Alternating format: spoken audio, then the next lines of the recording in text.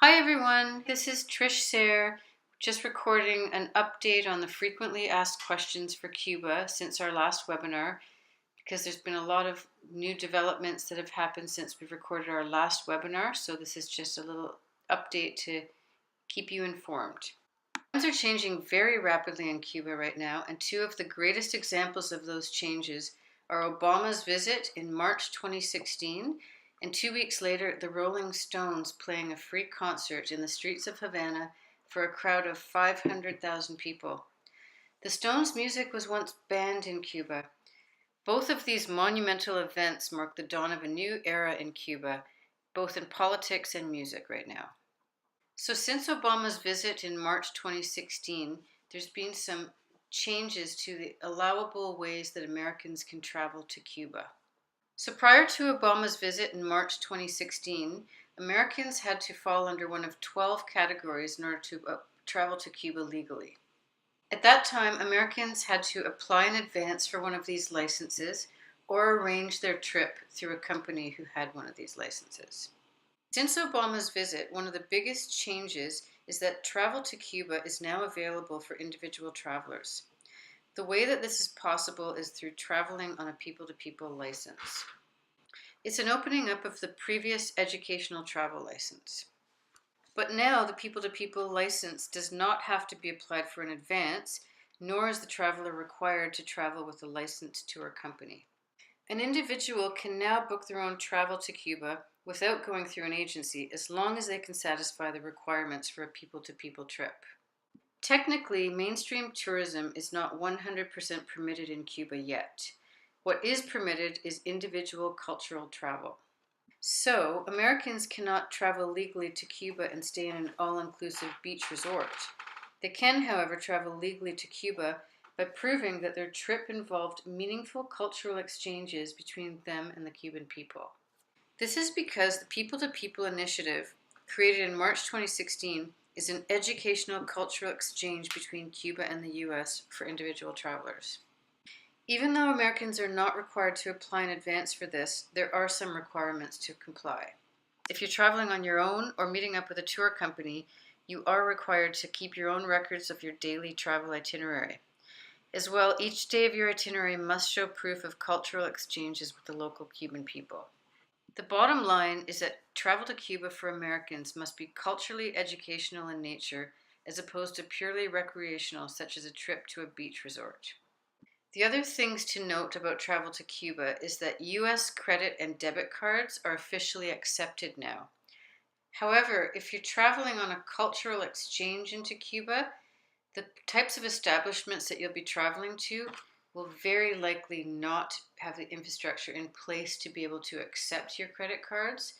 And when you do find ATM machines, which will only be in the larger cities, it's pretty common that there's not enough cash in the machine, or the machines just don't work. So it's not a good idea to solely rely on credit cards and ATM cards. It is much better to ensure that you're bringing cash with you. Saying that, US dollars are accepted in Cuba, however, it is not the currency of choice, because there's a 10% surcharge taken off automatically just for having US dollars. So the currencies of choice are the euro or the Canadian dollar, which are much more widely accepted throughout Cuba.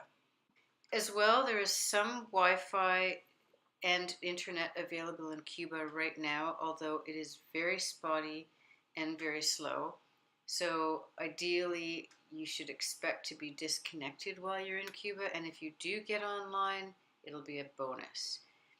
As well, there will be some US carriers who are now offering roaming packages into Cuba, but do check with your particular carrier to see if they are one of those carriers that have the packages. With regards to accommodation, we've talked about this in our previous webinars, that the exponential growth that's happening in Cuba right now is putting a large pressure on Cuba. There's not enough accommodation in the country to manage the growth that's happening right now. So there are a number of different accommodations that people can stay at, between resorts on the beaches, hotels, which are state-run hotels, and Casa Particulars. The Casa Particulars in particular would be very important for those who are traveling on cultural exchanges to show that they have had cultural exchanges with the local people while on their trips. The Casa Particulars are like bed and breakfasts. They're small, family run. Each one is very individual, and there are many of them throughout the country, and it's a really great way of experiencing the local people in Cuba. As well, for restaurants, a lot of the restaurants are state-run restaurants, but there's also a lot of paladars, and paladars are again family-run restaurants. And the family-run paladars tend to have the best food, and again, those will be part of the cultural exchanges that will be important for showing those records of traveling to Cuba and experiencing the local culture. Despite all these changes in the restoring relationship between Cuba and the US, the fact remains that the 50-year embargo is still in place. As you look around in Cuba, you can definitely see the signs of that.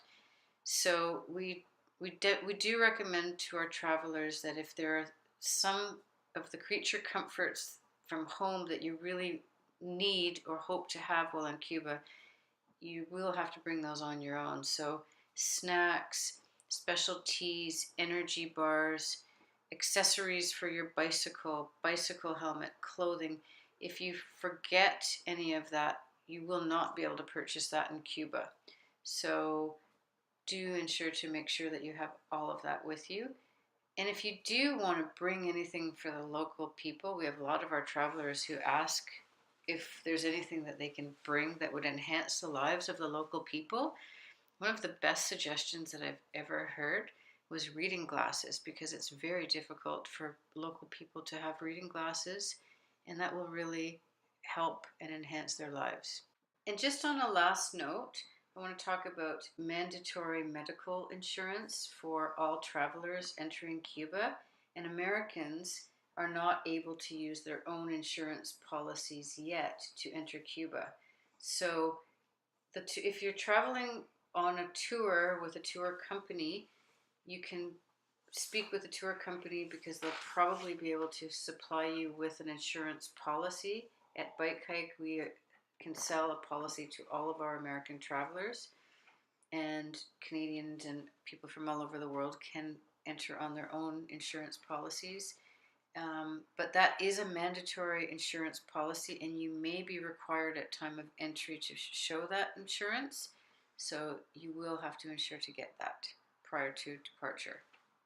So that pretty much wraps up the American travel update for Cuba. I'm sure we're going to have to re-record this in a few months because things are changing so rapidly in Cuba. But I also encourage you to listen in to our past Cuba webinar, Frequently Asked Questions webinar, because there's many different topics that we cover in there about air travel to Cuba, money matters, the condition of the roads, and so forth. So you'll definitely find some value in that webinar as well. Do please get in touch with us if you have any questions whatsoever. We're always here and happy to answer any of your questions.